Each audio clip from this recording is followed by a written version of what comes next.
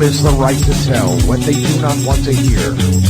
CNN, MSNBC, Fox News. Tired of the same repetitive government narratives? Then wave goodbye to the distractions and rhetoric of corporate media. For this is Anti-Media Radio. But I want to get the language right. The government is in trouble. You're all a bunch of slaves! Bunch of slaves! What we need in the United States is not violence and lawlessness, but is love and wisdom and compassion toward one another. What's your definition of meaning? And now, here's your host, S.M. Gibson.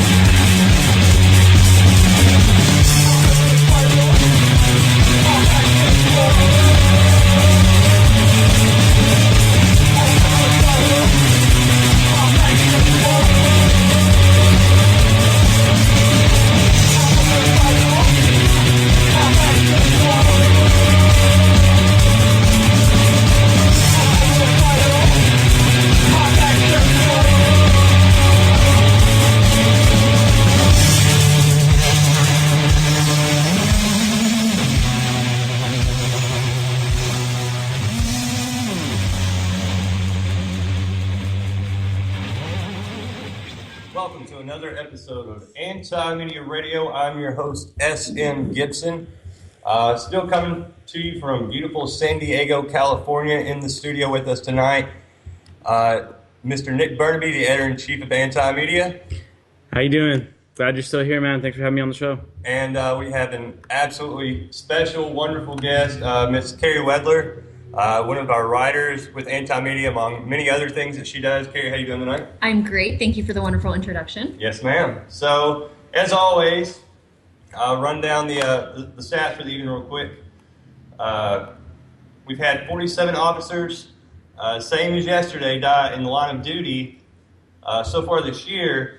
Last night, the number for Americans killed were 438 people killed by police officers. Today it's 446. So since we talked to you last night, police officers have killed 8 people. That's just absolutely nuts. 8 people since last night? I mean, that's crazy. That's insane. So it's 1 every 3 hours? Yeah. And like, we cover this police brutality issue all the time. It's like a regular thing for us. And we can't even keep up with all these. Like, there's 8 people dead today because of the cops. You couldn't write a story about every single one of them. Yeah, man. And we've got a couple stories on the cops that we're working on right now. One of the big stories I saw that was being talked about today were these 2 kids in Washington in Olympia that were they got caught stealing beer. I mean, yes, they did steal beer. Okay. And a cop sounds like a death sentence. Yeah, it actually does, and that's the thing is that a cop rolls up, and because these kids had skateboards, and a skateboard I guess could be considered a weapon, even though technically skateboarding is not a crime, but I guess carrying a skateboard it could be considered a weapon by these cops. The cops shot these 2 kids, 2 brothers, 21 years old, 23 years old. 2 young kids. Well, I had a skateboard when I was young, and I got a splinter from it, and it hurt really bad. So, I mean, it can be super dangerous. So the cops might as well have just it's a good thing that was the cop. Yeah, they did them the cop did them a favor by shooting them, protect them from getting hurt on the skateboard. Exactly. I mean, you get a helmet or just get shot. Either way, you'll stay safe from that skateboard. Also, Saudi Arabia, 85 people have been beheaded. And in Chicago, with their wonderful gun laws, we've had 865 people shot this year, 146 homicides. So how's the gun laws working out there? Yesterday was the big Rand Paul stand or whatever about the NSA Patriot Act.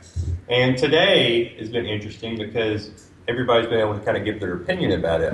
Congressman Peter King has come out and just said it was pretty much deplorable what he did. And Jeb Bush... How dare you question the surveillance state? Exactly. Jeb Bush... what are you? What is he, some kind of terrorist or maybe he's just un-American? Obviously he is. Well, it's about to get worse to show you how un-American what he did was. Because Jeb Bush said that, he's an idiot, basically. But Edward Snowden came out and supported it. So, Edward Snowden's clearly a traitor. He's not allowed in our country. What a bunch of scumbags. Oh, he's dangerous. Oh, yeah, fighting for our freedom. I would prefer an endorsement from Edward Snowden over an endorsement from Jeb Bush any day. Yeah, I mean, you know, for all of Rand's faults and this and that, that's a seal of approval right there to get Jeb Bush to talk bad about you. Exactly. And again, like this to me, and we touched on this last night, is that it's important to be advantageous with the buzz that is generated by this filibuster to talk about the Patriot Act and stuff. Whether you agree or disagree with Rand Paul, I happen to be an individual that disagrees with him on a lot of things, but I definitely appreciate what he did and by drawing attention to the fact that our rights and our liberties are being trampled on. I mean, I don't even know how to describe it. I was going to say being abused, but no, it's worse. They're completely being trampled on. They're acting as if the Constitution is a roll of toilet paper and not a rolled up scroll that's supposed to restrain the government. You know what I mean? Here's one. It's on right now. It's at the top of the Drudge Report, and the FBI has admitted that, yeah, guess what? No terrorism has been stopped. No cases of anything that's preventing anything has happened because of the Patriot Act and the spying. And what's funny is that they really won with the Patriot Act. They were one of the bureaus that got a lot of power because of its passage. So it's interesting that even they can admit that it really hasn't done anything. Yeah, and you would think, maybe it's just me being cynical, but you would think they would doctor a story up or say we did this or we did that. They're like foiling terrorist plots. Was Obama against the Patriot Act back when he was in the Senate? He was, but he voted for it, right? He was vocally against it. To be honest, I don't know. I'm sure. I know he signed the extension. He's signed extensions he's been while in office. Well, he's been a good patriot since he's been in office. So yeah, you know what? Bringing that freedom home. You know what I mean? It's a great act. Well, the cool thing I think about the Rand Paul filibuster is that I saw an article today that said a majority of Americans are concerned about the Patriot Act. So at this point, he's just representing Americans, which happens so rarely. And I'm no Rand Paul enthusiast either, but I do respect him for doing this. Although it's predictable, I expected him to. It's very politically advantageous. A majority of Americans are concerned. He's pandering to a lot of people. Like Peter King and Jeb Bush, like you would think they would read the writing on the wall and just lie to us. No, they can't, because their job isn't to be logical. Their job is to drive the debate that's going to take place in this country all the way into the neocon right. Mm-hmm. And what they have to do is say, okay, let's muddle this debate about whether we should or shouldn't be spied on and turn it into, should we be spied on massively or should we be spied on slightly less massively? And that is Jeb Bush's role in this entire 2016 election. He's not going to win. There's no way in effing hell that fool's going to win. He's running to shift the debate into a very war hawkish corner and try to keep it pinned into that corner. And like we've been saying, I mean, I don't know how many times I want to beat this dead horse, but Marco Rubio is going to wind up looking like the guy that's the moderate in the middle, even though he is a George Bush in sheep's clothing. Here's something I think is an interesting angle about the filibuster is so many people that kind of put Ted Cruz and Marco Rubio and Rand Paul kind of all in the same, team basically, and they're all fighting for liberty. I think a lot of those people woke up a little bit yesterday and realized that Ted Cruz and Marco Rubio are not there fighting for the stuff they care about. I mean, Rand Paul definitely scored points, but I think Cruz and Rubio looked like idiots. You would think they would have just come out and, made a show of it, but they didn't. Well, but they know that there's still at least a significant portion of the population that agrees with them and that's going to believe anything the government tells them, as long as they use the word security and terrorism and all of the talking points and buzzwords. And that's what it is. And I mentioned it last night as well. Part of Rubio's newest campaign push is the Keep America Safe strategy. And the whole, and he's coined a term that was from the old neocons back in the 90s or in the early 2000s, the new American century. And this is what this is his new campaign slogan. He's like, I'm going to take America, I'm going to bring about the new American century, and I'm going to do this, but none of that even matters unless we're safe, and I'll keep you safe from all these bad guys. And this is Marco Rubio's. He's going to keep me safe from a bad guy. He needs to leave. Yeah, exactly. This is Marco Rubio's campaign platform. It's a very hawkish platform when it comes to like civil liberty. Like basically, he's saying like, look, vote for me, I'm going to trample your rights, but I'm going to make sure that those bad terrorists don't get in. That's what he's saying.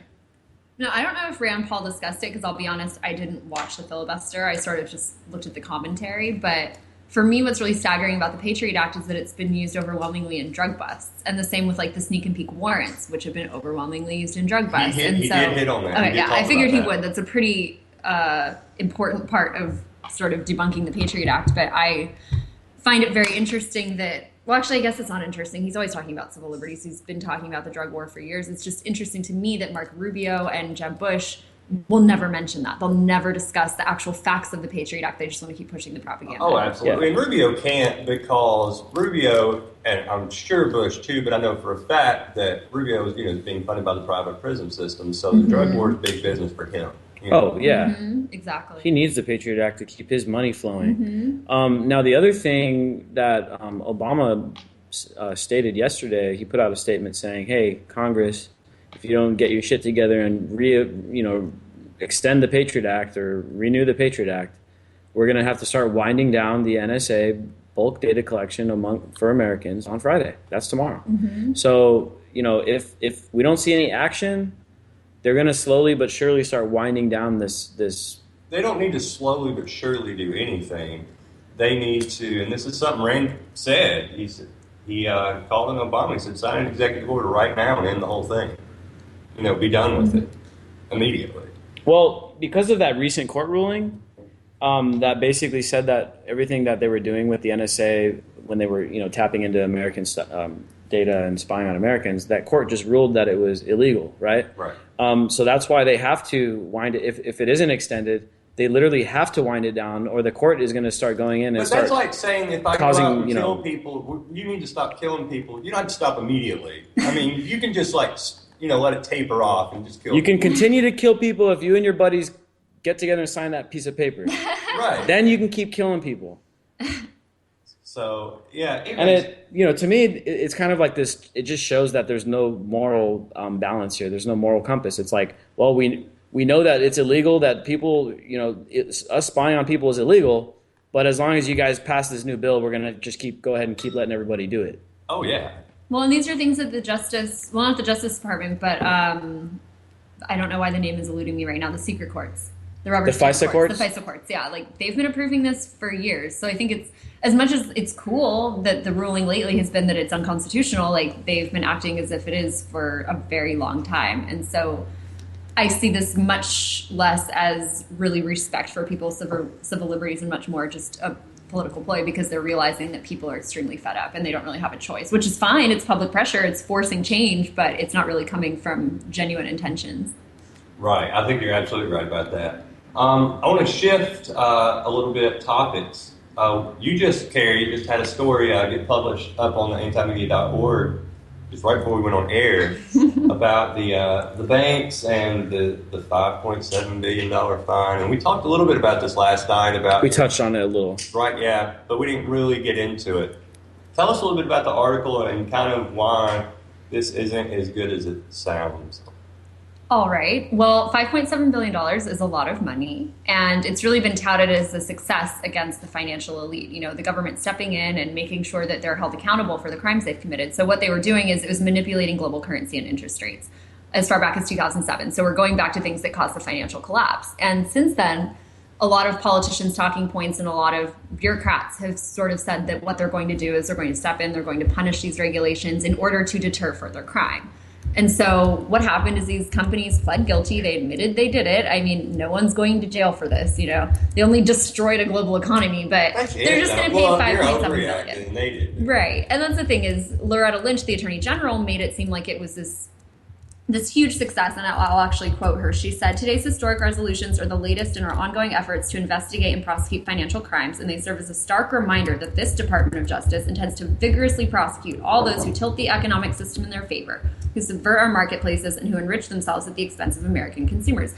That's really nice, nice talking points, nice language, but at the end of the day, the whole point of the article is that, on the same day news came out that banks had made $2.5 billion in overdraft fees in the first quarter, I think it's the second quarter. It was a single quarter of 2015. So essentially, those profits made up for the big banks, for the three big banks, which were JP Morgan, Chase, Wells Fargo, and Bank of America. They made $1.1 billion of that total, and that was 6% of their profits. So what is $5.7 billion? It's absolutely nothing when you're considering the trillions of dollars they've received in bailouts from the government, from the Federal Reserve. When you're considering all of the income they have and all of the ways that they've screwed the economy, $5.7 billion is all for show. Just so Loretta Lynch can stand in front of a teleprompter and say that it's a success, and people can think that the banks are actually being reined in, when the circumstances are that the financial elite still controls the government and the economy, and nothing has changed. All it is good PR. Right? It's a good PR with a little tiny, in your article you said tap on the wrist, because that's what it really is. It's not a slap on the wrist. A slap is like, that'd be an overstatement. That would be a complete overstatement. It is a tap on the wrist, and it's nothing compared to the big picture of things. And we mentioned it last night. I mean, how big are these budgets? I mean, the NDAA itself is like almost $1 trillion. You know what I mean? And so 57 billion, it's like, okay. And here's the problem I have too with this whole settlement. It's like the people that were victims in this thing were a bunch of average people that maybe have their retirement tied up in these markets, have their pensions tied up in these markets, they have their investments tied up in these markets. The government fines them 5.7 billion. Who gets the money? The federal government. What in the hell are they going to do with it? Build Hellfire missiles with it? I mean, the victims here aren't even getting restitution, man. Exactly, especially when the banks are writing the regulations. Like, it's really hard to take restitution seriously when the banks are just putting it back into the system that they've rigged in their favor. Yeah, exactly. I mean, it's like, it's total hypocrisy. It's nothing but a PR stunt, and it gives them a little bit of credibility over at like the DOJ, and it's like, oh, look, we're actually going to hold people accountable and stuff. But it's like, no, you're not. I mean, in my head, banks probably went to the banks and they decided their own punishment more than likely. Exactly. Because it's like, oh, we'll just do this, make a big show out of it. Yeah, it was probably a compromise. Like, okay, do this, do that. And I'm sure they had litigators. Nobody's going to go to jail, even though the statement from the DOJ says that there were individuals sending messages to other individuals saying, hey, bet on this one, or hey, we're going to drop this one, or hey, we're going to do this, we're going to do that. Why aren't those individuals going to prison, dude? You know what I mean? What happened to Bernie Madoff? What happened to Bernie Madoff? who's the home reality show star? Martha Stewart. Dude. Even Martha Stewart went to jail for this shit. A celebrity went to jail. Martha Stewart goes to jail for a couple $1 million in fraud. These guys defraud the whole world for who knows how many billions, if not trillions. And 5.7 billion fine, which is a slap on and then they get bailed out in 2008. So, well, the thing is, and nothing has changed. I mean, the gap between rich and poor continues to grow, which is enough evidence that these fines are nothing. And as I said in the article, the banks are fined over and over and over again. This is them just paying in, whatever, they're paying in their bribe to the state to let them keep doing what they're doing, and the government gets a cut of it. Absolutely. Put it this way, like if you made millions of dollars by speeding across the country, delivering packages in your car, and then you made millions of dollars doing it, would you mind a couple speeding tickets here and there? Exactly. Right. No. Exactly. And that's this is a little analogy that kind of just puts this thing into perspective. These guys are raking in who knows how many and getting fined a little tiny amount. At the same time, they're committing some of the worst financial crimes that you can even imagine. They're rigging markets, dude. They're doing insider trading on a massive, massive scale. And the thing is, these are currency markets, dude. They affect entire economies, and they affect entire groups of working class people. If these guys make bets, oh shit, it devalues their currency. Well, that affects their purchasing power too, man. And so these guys' little bets and stuff, it's not just money and maybe a few rich people lost a couple grand or whatever, a couple $1 million, whatever. No, dude, it's like entire countries are affected by the actions of these guys, and there's like no fucking accountability when it comes down to it. Absolutely, and that ties into something what you just said, something Carrie said earlier, ties into a story we've got up right now. A report that was just been released from the Organization for Economic Cooperation and Development has shown that the United States and Israel have the worst inequality in the developed world. So it's out of 34 different countries, and the United States has the least amount of inequality. And the most inequality. Right. It would be better if I wasn't an idiot. You could express these ideas, but it'd be a lot better if we did have the least amount of inequality, man. Yeah. It would be. as they sell it. So what it is like some of the stats behind it is the richest 10% of the population earn 16.5 times the income of the poorest 10% in the United States. In Israel, it's a little bit less, it's 15 times. The average wealth for these 34 nations is around 9.6%. In the 80s, the rich earned approximately 7 times as much. So since the 80s, I mean, it basically is like more or less doubled, right? Yeah. I mean, inequality is like basically doubled since the 80s. I mean, that's a pretty stark statistic, right? Yeah, absolutely. And it was reported too in 18 of these countries. The bottom 40% of households own just 3% of the wealth, while the top 10% controlled 50% of the wealth. In the United States, the wealthiest 5% has nearly 91 times the amount of money as the average citizen. Well, 91 times. For me, what's really what really blows my mind, for lack of a better term, is that these are figures that were really comparable at the turn of the century. And that prompted so much outcry and it prompted so much government activism. And now 100 years later, what has changed? What has the government done to really solve the problems that they were calling out 100 years ago? Right. Well, you know. They brought in the Federal Reserve. I thought that was going to fix everything. Oh, shit. No, it actually made everything worse, didn't it? A little bit. The dollar's only been completely devalued, so, you know, it's what, 96% devaluation since 1913? It's been pretty bad. Yeah, pretty bad. 1913 was an amazing year. The IRS and the Federal Reserve at the same time. And then it all got worse in the 70s under Nixon. The country, you know, a few people even realize this. The country essentially went bankrupt, you know, in the early 70s because of the Vietnam War. Like, because it was like, okay, we did Korea, and you know, people can argue, and maybe Korea may or not be considered a victory, even though the country was split in half. And they spent all that money, and then and right after that they went into Vietnam, and then in the early 70s. The country ran out of money, man. While Nixon was in office, they couldn't really pay for it anymore. So then that's when they created what now is known as like the petrodollar, and they changed the entire monetary system. And he took gold out of and so in the early 70s, exactly, the money became a purely like fiat currency, which is, you know, the average fiat currency only has like a 37-year lifespan. I mean, on average, you know, so we're already like overliving our stay with this fiat currency.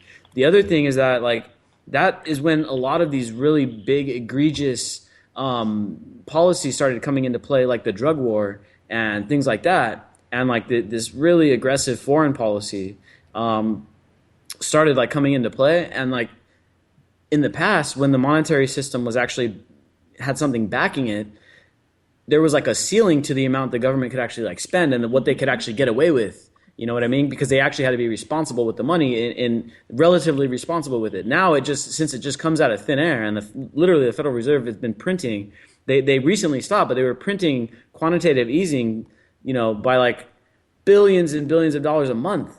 Right. You know, it was what, like $30 billion a month or something like that. It was crazy. And here's something $80 billion a month. I mean, that's weird about Nixon, that, you know, Mr. Republican, a lot of people look back at him and say, oh, you know, he wasn't that bad, whatever, blah.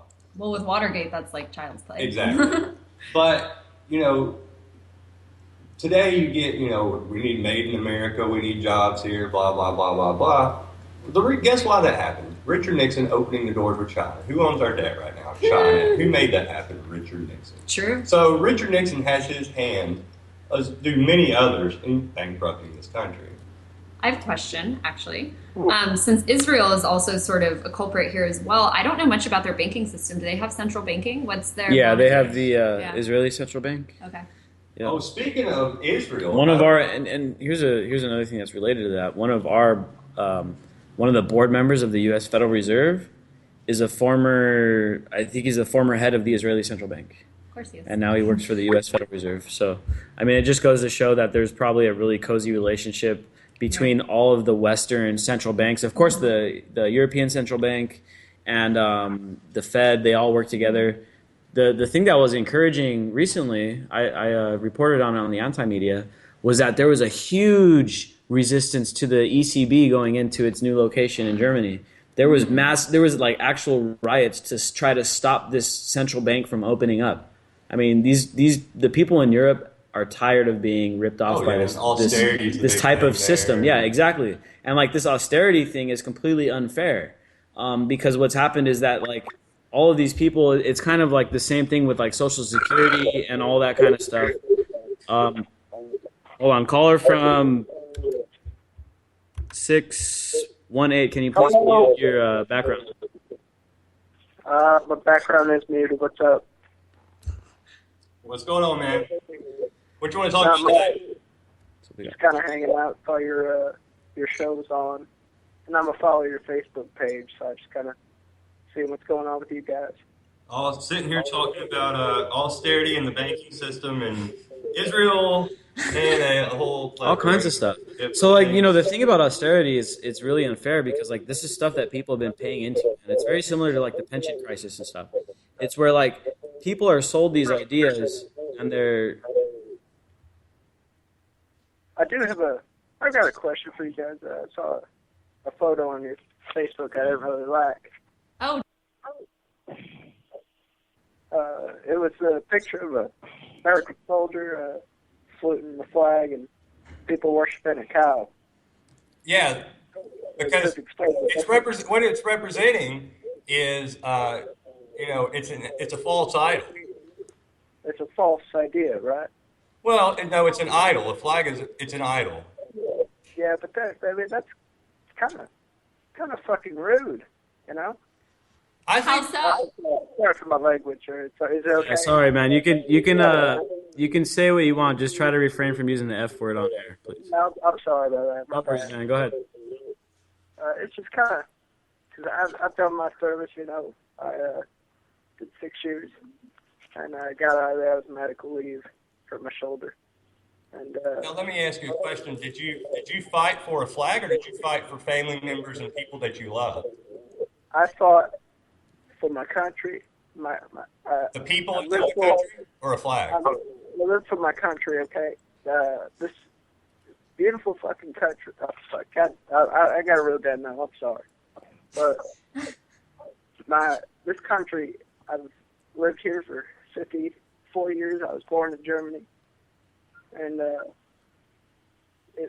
it's just beautiful. Okay, it's just a group of people that you would never think could be people together, but it's really beautiful, you know. Would it exist without a flag? For somebody that would post something that would hate on the people that defend this country and keep us all around, it's kind of rude. Well, here's my question. Can I ask you a question? Yes, go ahead. Are you convinced that a flag is synonymous with millions of people? Because what you're saying is that by posting an image that sort of makes fun of people worshiping a flag, you're saying that that really reflects poorly, or that we're making a judgment about the American people, right? Am I understanding you correctly? No, I'm plenty okay with you making a judgment on American people, but thinking about but not the flag. not the people that So we can judge people, but don't you dare talk about a piece of cloth.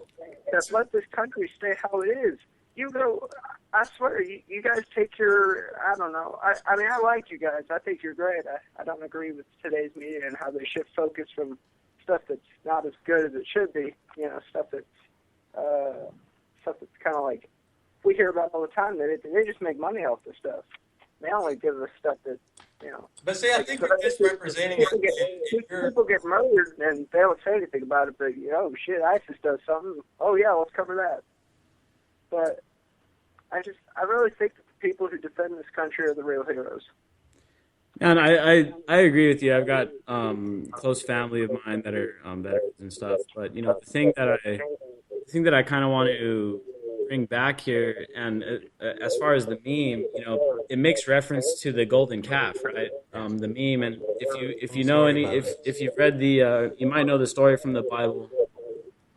Okay. It's about the golden calf, where basically the Israelites were warned to not, you know, try to build an idol to worship, and just, you know, enjoy the community that they had without having the idol. You know what I mean? And so that's kind of, I think, the reference that was being made there is that we don't whenever we build this collective idea around just a symbol or a single person or something like a flag, whatever it is, that can lead us into a situation where we're susceptible to being misled. And that's exactly the message and the lesson that was taught in the story in the Bible, is that, hey, you don't need a king, you don't need a idol to worship to be a peaceful and prosperous people. You don't need any of that. All you need is your community and your family and your friends. That's the thing that's really being said there. But one of the reasons why we have been so active in this whole debate on the flag is because there was a recent trend going on online that was basically about people stomping on the flag and stuff.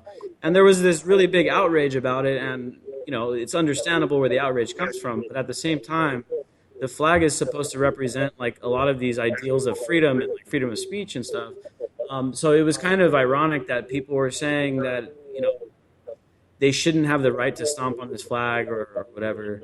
And the flag is supposed to represent people being free and having the right to do basically what they want. Can I add one little thing, just really briefly, which is that the flag is supposed to represent all these ideals of freedom, and the foundation of America was really skepticism of government in an age when government was huge and massive and really oppressive. And I think it's really funny that really what the flag represents is institutions of government. It's 13 colonies and 50 states. Like, those are all representations of government infrastructure. So I'm not sure that, in my opinion, a flag or the American flag is the best real representation of the ideals this country was founded upon. That's a good point. Yeah, but I really don't like the fact that you guys are, I love what you're doing, I really do. Thank you. I just feel that going against, like, people that serve this country, that's kind of a touchy subject, because, Well, see, for us, I don't think we attach the people to the inanimate. You like this country. Right. For me, okay, it's what Carrie just said. It's not a damnation of a country or people. It's trying to get people to realize that false idols come in different many forms, and that's what the flag basically is. If you put the flag in front of people that you care about and your real beliefs, you are worshiping a false idol. And our point is that the people are not their flag.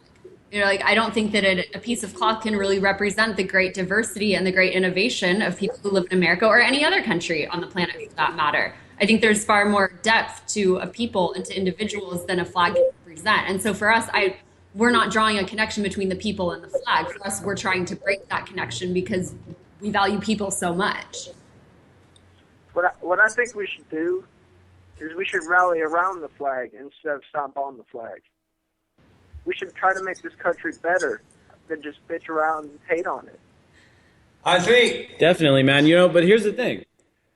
I think at least what we're trying to do is we are trying to make the country better by providing like constructive criticism about some of these injustices that are being perpetuated against us, man, because they're rampant, dude. And you served in the military, and you said that you'd been injured. And you've probably had to deal with the VA system just like my close family member has to deal with the VA system. And I know that it's a corrupted bureaucracy. There was the news broke recently that they were like delaying people's medical care, delaying their payments, and all kinds of different stuff. So that's what we're trying to do, is we're trying to provide criticism to the system rather than say, okay, yeah, the system's awesome and it's great and it's working good. No, we want to provide criticism so that it provides some pressure for these people to actually try to improve themselves. Otherwise, if we just sit here and say, okay, we're just going to take whatever they give us and accept whatever is passed down, dude, we're going to be in for a really rough scenario in the future, and we already are facing it. We were just mentioning before you called in about the inequality in the U.S. The inequality, man, is like become the worst in the developed world. We are literally the most unequal country in the developed Western world. So the system, I think, is really deserving of many different criticisms. I do have kind of a counter argument to that. Would you consider Saudi Arabia a developed country? No, I think they're lunatics. They're nigga. I think they're murderous lunatics, and I think that the United States is ahead with them. And I think they get to do what they want in the Middle East, and they get no repercussions because we're back. I mean, that's kind of a isolationist way of going about it, you know. See, if we go back to isolationism, look at 1940s, that didn't go very well for us. Yeah, but you know, the argument can be made that it was economic isolationism that helped cause World War II, man, because of the horrible actions that were wielded against the Germans after World War One. You know, prior to when they committed all those war crimes and all that stuff. I mean, the very scenario that we placed them in afterward led to a vacuum, which is what created Hitler. And Hitler filled a vacuum that was created by horrible reparations and regulations and sanctions against the German country post World War One. Look, I have a question for you. So you don't believe, you don't think in isolationism, you don't like that term or that phrase. So you would be okay with China not being isolationist and having a military base right down the street from you? We don't have any. Well, we have. Well, we've got embassies, but we don't have military bases inside China. No, we do not. No, I didn't ask what we had in China. I said you would be okay with them having a base down the road from you. Because that's what we have in the Middle East. Sure, if they're peaceful and nice people, why the hell not? I'm welcome to my country just as I would any. And that's how What if most they people flew feel their about flag? their country. What? What if they flew their flag? Would that bother you? Are they going to be nice under that flag, or are they going to be assholes? Well, that's a good question about the American military Well, consider too. they're way over there and we're over here. What does it matter? I'll let you talk. Hey, I'd let you talk, man. Come on. If they're going to be nice people, I'm going to welcome into my country just as well as the next person next to me. All right. It's not about hating on the people coming into the country. Okay. It's about we should be more of a family as a country. That sounds really stupid, but we should all respect each other and not hate on each other. We shouldn't stomp on the flag. We should love around the flag. Okay. I don't see what throwing the flag on the ground and stomping on it's going to do for us. It's going to make us more hateful. Yeah, I don't think it's productive either. It's not something I would personally do, but I also think that living in a country that's supposed to be based on freedom, I don't think it's my right to tell people what they can and can't do if they're not being violent. And I think the issue for a lot of us with the flag isn't so much its existence or the fact that it represents America, but the way that it's been manipulated and exploited by politicians and by government to really invoke really harmful policies. Yeah, and it's pretty sad too when you know, as an American and you travel abroad and stuff and you experience what the reputation of the American, you know, way of life has become for some people around the world. Of course, there's a lot of people out there that still envy us. Many of them are within our sphere of influence, and there is an amount of propaganda that goes into that. But there's a lot of countries around the world that see America as the greatest threat to world peace. I mean, there was a huge, massive worldwide poll that was conducted that actually showed that the U.S., according to everybody in the world, is the greatest threat to peace everywhere. And you know, it's kind of understandable. We touched on this last night. And there's a big story that went under the radar this last week, and it was about what was going on in Japan. There was like 50,000 people standing up protesting in Japan because they were opening a new military base on the island, on one of the islands, and there was 50,000 people standing up saying like, we don't want this base here. You know, and I have nothing against the people that are in the military. I think most of them have good intentions, and they're people that joined up to like either one, help their family economically, or two, help defend their country, or both. But I think that the problem is that we've allowed this like bureaucratic process and this power structure take control of what the military does and doesn't. And a lot of the shit we're doing in peaceful countries like Japan and places like South Korea and stuff. I mean, why do we still have 50,000 people in South Korea when South Korea is like one of the most rich, developed countries in the world? You know what I mean? Like they are more than capable of defending themselves against an economy in North Korea, which is basically constantly bankrupt. Like they have no economic power. They have like everything. I mean, it's just so insane that we're like still there doing all this stuff. But like the thing is that it creates scenarios. It creates like psychological effects in the native people, the indigenous people, the people that live where we're doing all this stuff. It creates all kinds of repercussions, and it shows in these numbers from that poll it shows that people see it as a threat, or at least a threat to peace. They're not, maybe it's not a threat to them, but it's a provocation to somebody else. Absolutely. And as far as in reference to burning the flag, I'm never going to burn the flag because I think what that does is you're still showing that is an idol, and you're burning that idol to show that you don't believe in it. For me, I don't care either way. I'm not going to treat it as an idol. I'm not going to burn it, and I'm not going to worship it.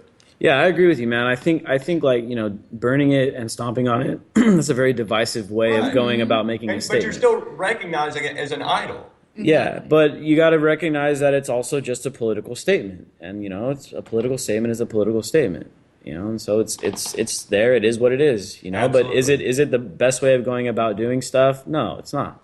But it's something that it's something I think on the grander scale is just the amount of brainwashing and propaganda and the symbolism it's all linked together with the flag, and they put the stamp on all their actions, and it's just I don't know, dude. It's you won't see Obama it's give a speech patriotism without a flag in the background. It's patriotism on steroids, and the media and the propaganda that we've been built. Even look at the elementary school. You stand up and you give a pledge of allegiance to the flag. You look at the flag, you put your hand over your heart, and you sit there and you pledge allegiance to a piece of cloth.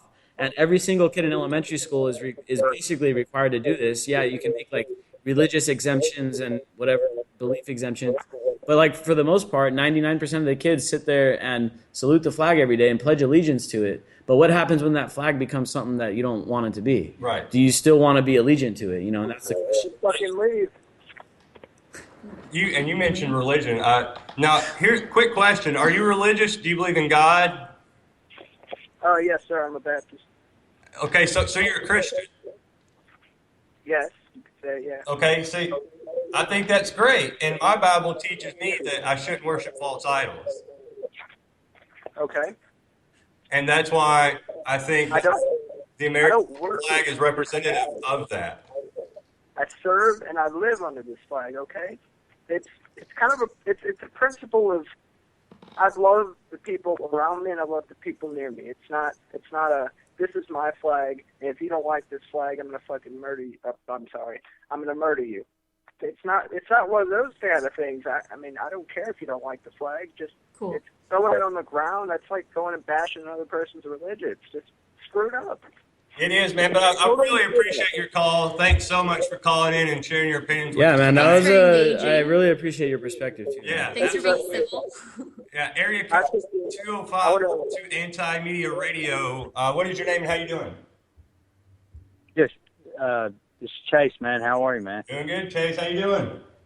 I'm doing good, man. Just been listening in, man. It's been a really good show, man. Appreciate it. So, what's your take on all that we just talked about, or you got something else you want to talk about? Well, I mean, with the flag, like with the flag thing, I mean, I understand. I don't think anybody, especially at the anti-media, man, I mean, nobody is against Americans or anything in general, man. And I agree with all that y'all said. Me personally, man, I don't really care. It doesn't really offend me or anything if somebody stomps on a flag or burns a flag, because technically they are protected under the Constitution. Now, I don't know how everybody else feels. I mean, it doesn't matter. But I like the Constitution. But I don't worship the Constitution. But I don't know. When you get into that sort of thing with the country and all that, I sort of hold the Constitution closer than I do the flag. But what kills me the most is not Americans destroying a flag, but politicians destroying the Constitution. Amen. Mm-hmm. Yeah, man, I think you're correct. You're 100% correct on that. And that's what here lately, man. There's been people posting things on like Facebook and stuff like that. Like, we need to beat these people's asses, man. Screw them, man. This, and that. It's like it's nonviolent things, I mean, these people are performing nonviolent actions, and it's just like at the end of the day, it's like, man, our rights get taken away from us every day by politicians. It's almost like they're putting a lighter up to the Constitution. You know what I mean? That's just how I feel about everything that we were just talking about it. And the other thing is, I think as far as like when it comes to the Constitution, man, I just want to throw out my personal opinion on this thing. The Constitution, I think, is like a step in evolution, right? And like I look at humanity as like an organism that's constantly evolving, and constitutions, which were most, it was like the Greeks and the Romans that first started implementing these like constitutional type of governments and stuff like that, and it was a positive step away from like monarchy and like just total warlords and that kind of thing. But I think that we've run with this idea of like constitutional republics for like the past 2,000 years, and we're yet to have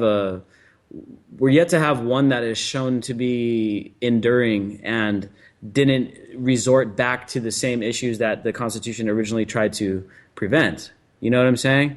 So like, the thing is, the Constitution is a positive thing, and it was revolutionary in its time. Exactly, it was very groundbreaking. But I think that we need to start thinking about how can we evolve into the next step beyond a constitution, or maybe some type of new type of constitution that is completely different than what we have now. Because the ones that all these countries have, because like if you look at every revolution that's happened in the past, I don't know, couple hundred years, following the revolution, they establish a constitution. Right.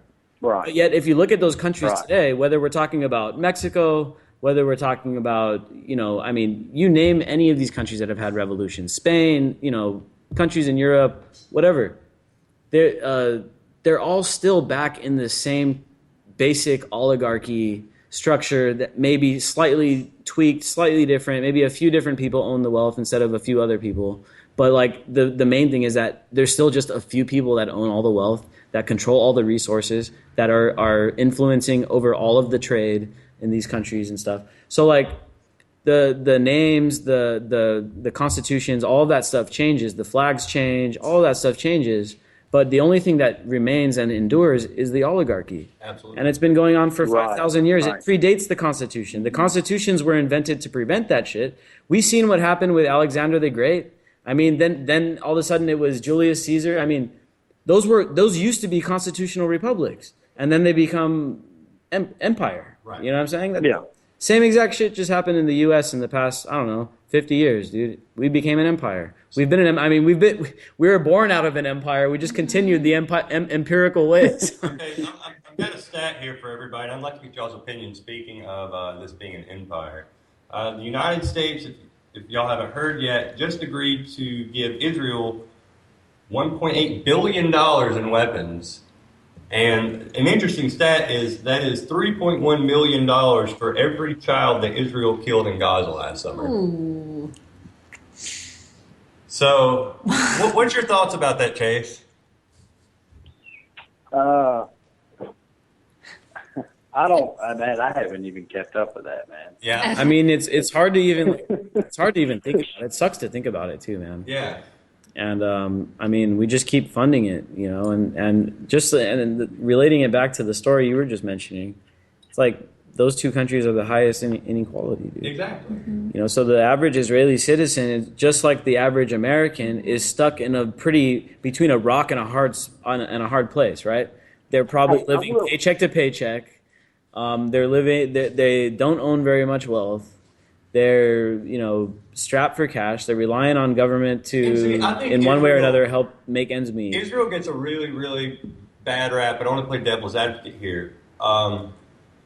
The people of Israel are just like the people here. They're just living their lives, doing their thing. So people that say, "Oh, I hate Israel," the people of Israel are being victimized by their government like crazy. Right, it's the government. Yeah, like I would actually go out on a limb to say that the Israeli people are being victimized more than the American people by their government. Right. Because they actually have conscription. Like there's forced military service over there. It's not a choice. It's like, hey, if you're going to be an Israeli, you got to serve. You got to do a certain amount of time in the military and go through all that process. Yeah. So I mean, no, the people of Israel are probably they're.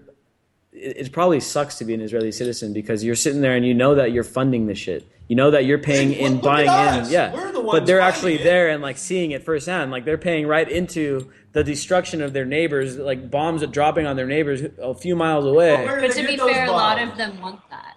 A lot of them are brainwashed, extremely brainwashed, and they do want that. But a lot of them, just like here, are like kind of disenfranchised with all of these ideas. this foreign policy, this. Well, that goes back to what we're talking about. Man, you know what?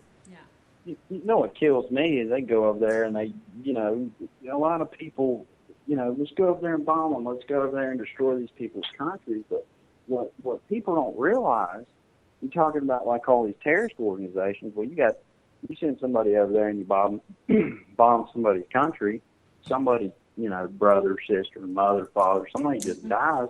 What are they going to do? They want revenge, man. That's why you have a lot of these people joining terrorist organizations. In my opinion, I mean, that's why how a lot of these spring up, and you just.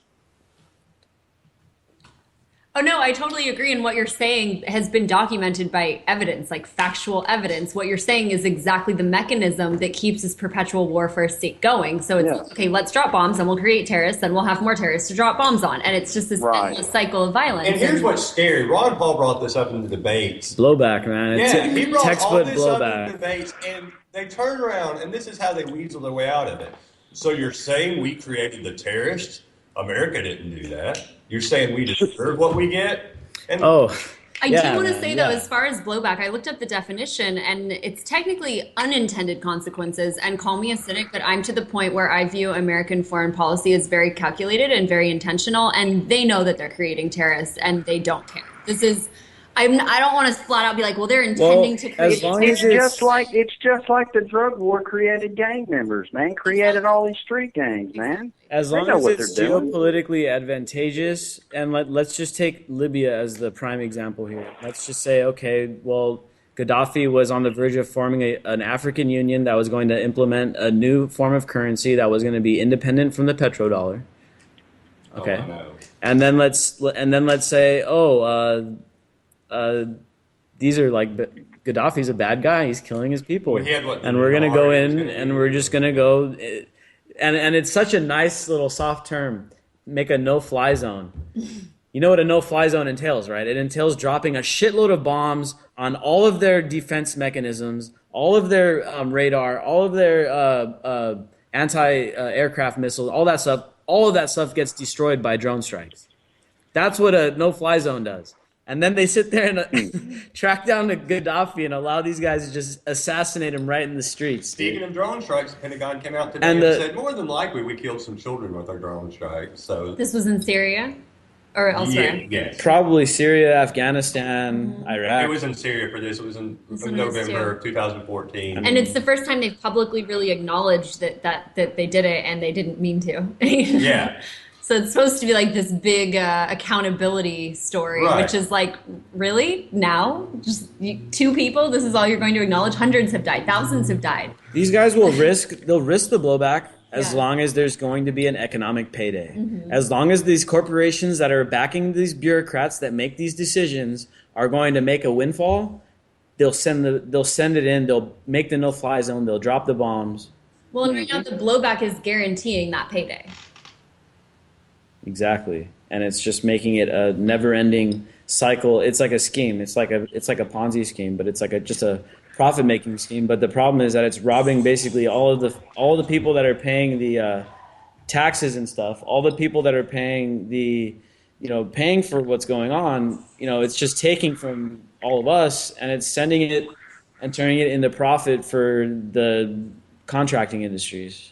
You know what I mean? And then it's taking a bunch of our people, our young people, and putting them in harm's way. The people that join the military, putting them out there to go fight in what studies have shown are overwhelmingly resource-based wars. Dude, there's a huge problem there. And all this stuff that comes back, and even like the most, even like legitimate terrorist attacks that have happened and that will happen in the future, dude, a lot of it can be attributed to coming back from horrible policies that we've been implementing for the past, century. Right. And I mean, we've been toiling around in Iran for the past 80 years, dude. Well, that I think is the golden goose for them. Mm-hmm. I think they want Iran. I don't know if it's personal, every war hawk wants Iran. Yeah, but that seems like that's the one they want. It's both. It's personal and it's geopolitical. Every other country seems like those countries are just in their way before they can get It's because they've successfully overthrown so many different countries, They did it in and Iran. that since they did it in Iran, but then it ended up failing. It ended up getting overturned. Blowback. It's like they have a grudge against them, so they're like, dude, we know that we can outsmart these Iranian fools and actually overthrow their government. It's just a matter of time till we crack here's them. something that Americans That's what they're doing. need to ask themselves. It's a game to these sick bastards. Like, they literally don't take into account any of the people that die from the collateral damage of their actions. But they hear Iran say death to America, death to America. Okay, that's bad. You know, they shouldn't be doing that. Why are they saying that? Nobody wants to ask them Yes, why. exactly. Absolutely. And, Nobody wants to ask why, you know? right. It's like, why did ISIS come into existence? They just appeared. No, there are reasons. There are policies and all kinds of stuff that it was what aided and what has created. Wait, no, we know why ISIS came out. It's because we pulled out of Iraq too early, right? That's what they've been telling us on TV, right? Like, oh, we pulled out of Iraq too early. That's why ISIS came out. It's insane. It's insane. Well, and like you said, Chase, like no one wants to ask those questions, but at the same time, the people who refuse to ask the questions expect the people who live in those countries to be asking questions of their own government and to be asking questions of the people that they view as oppressors, but they refuse to ask questions of American government. So it goes both ways. Yeah, I mean, the easiest punching bag to beat up on the other side of the world is Putin, right? Mm-hmm. Putin's egregious, man. They're horrible on human rights. Mm-hmm. They're horrible on civil rights. They're horrible on foreign policy. I mean, they're backing the Ukrainian rebels. They're backing the Syrian government. I mean, those are all bad things. But if they weren't backing those governments, the NATO would have trampled over the whole entire area already. Did you hear that Russia it's pledged weapons to Iraq today to fight ISIS? Interesting. doubt it. I did not hear that. Hey, did anybody? I'm not sure how true this is. I actually saw it in a stream like a day or two ago. But has anybody heard it? Like I said, I don't know if this is true or not. But somebody said like the U.S. is trying to mend ties with Russia. You know, did anybody see that? Yeah, I mean, I've seen there was a couple of headlines about it, but you know, it's kind of hard to say what's actually going on. I mean, maybe they finally came to an agreement. Maybe it's you know, I mean, if you look back in history, go look back at like World War II era when the Nazis were making deals with the Soviets and splitting up countries and stuff like that. Right. It's kind of like, you know, maybe they come to agreements with these countries and they okay, now we can be friends again.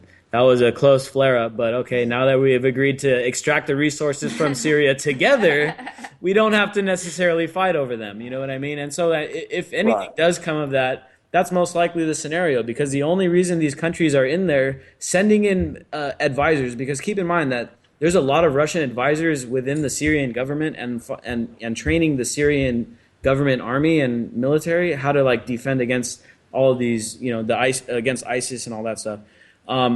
So like they've already got their advisors in there and stuff. So I mean, there's only one reason why they've put so many resources and involved, you know, so much of their know-how into it, is because there's a big time geopolitical advantage to keeping Syria intact and run under their puppet government, because that is the route for the pipeline that currently is being blocked because the Syrian government's not allowing it to cross. So, you know, it's very geopolitical, man, and Russia has their own geopolitical things.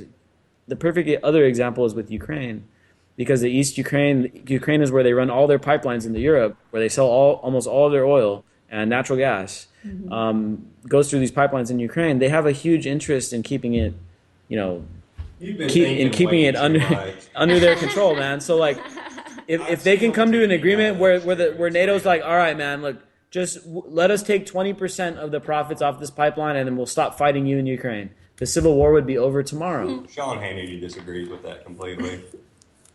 Completely. And he loves America. He loves America. He has a pen. Okay? He has a pen. Where's your pen, Nick? Where's your pen? All your statements are I don't use pens anymore. That's why I have a keyboard. But thank you so much for joining Anti-Media Radio. We will be back next week. Join tomorrow night with Pavon. She'll be here. Peace out.